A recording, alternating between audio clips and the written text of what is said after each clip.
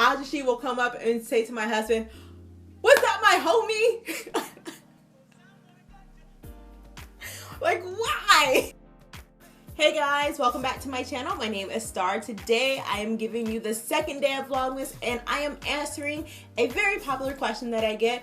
What is it like being black in Korea? And I have to start this off by first saying that I don't have any horrific tales to tell about being in Korea, and I have typically a very positive interactions with Koreans.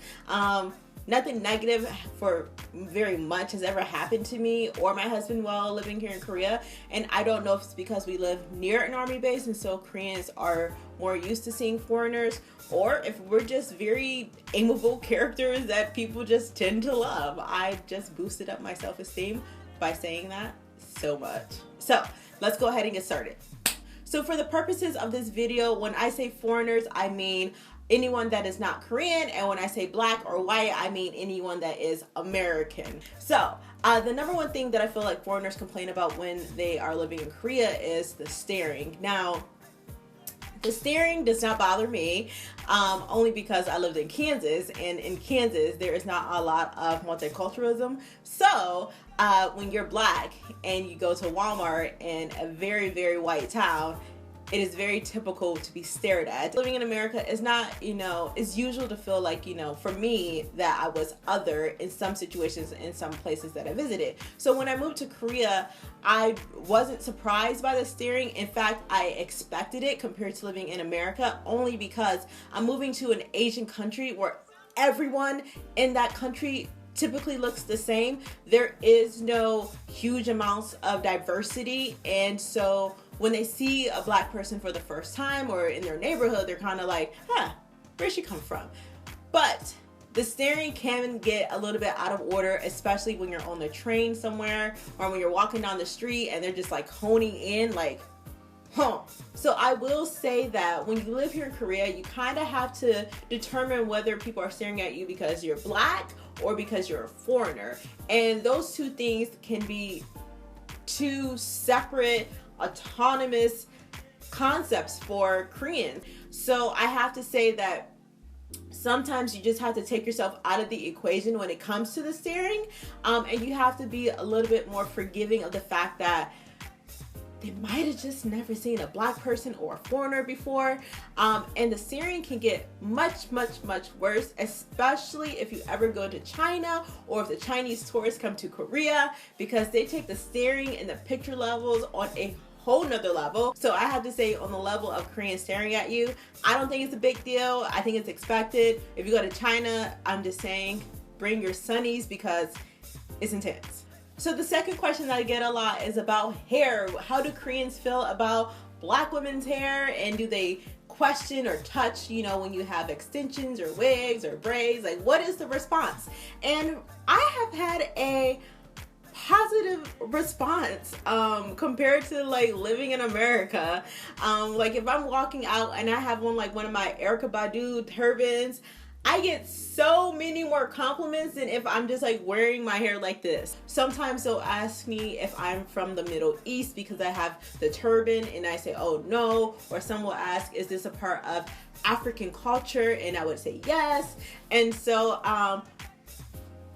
honestly, I'm always a little bit more surprised when I get that such in-depth question, because for the most part, most people assume that Koreans think that all black people come from Africa, but there's been this movement, I feel like, where Koreans are having like this wider worldview and realize that not all black people come from Africa, and we come from all different parts of the world, and so their questions are starting to reflect that. So I've had a great experiences. No one comes up and touches my hair without my permission. I've actually never had a Korean ask me to touch my hair, and if I change my hairstyle, they don't blink. Like if I go outside and I have braids and I go outside the next day and I have like big hair, they just be like, oh, there's that foreigner again. I know some people might be annoyed that I've not had any negative experiences while living here in Korea, and I'm sorry that Koreans have been so nice and I'm such an amiable person, but I will say there have been some annoying situations here in Korea, and I feel like this happens when you go anywhere in the world when there's only this